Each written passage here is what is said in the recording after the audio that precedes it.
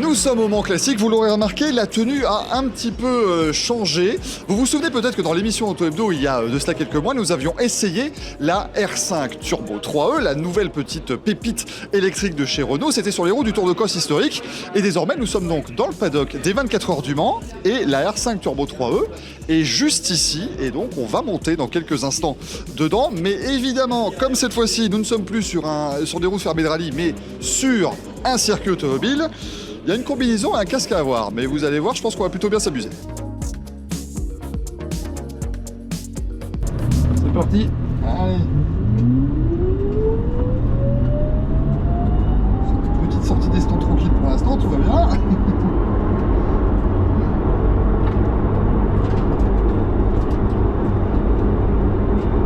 Ça coûte pas mal déjà. Ouais, donc tu peux. Donc bon, là il y a un drapeau jaune là, donc ça nous permet de partir tranquille. C'est ça. Et tu vois qu'il y a déjà pas mal de réponses. La voiture est assez plate. C'est ça, elle est extrêmement, extrêmement directive vive. et tout. C'est vachement, ça c'est vachement intéressant effectivement.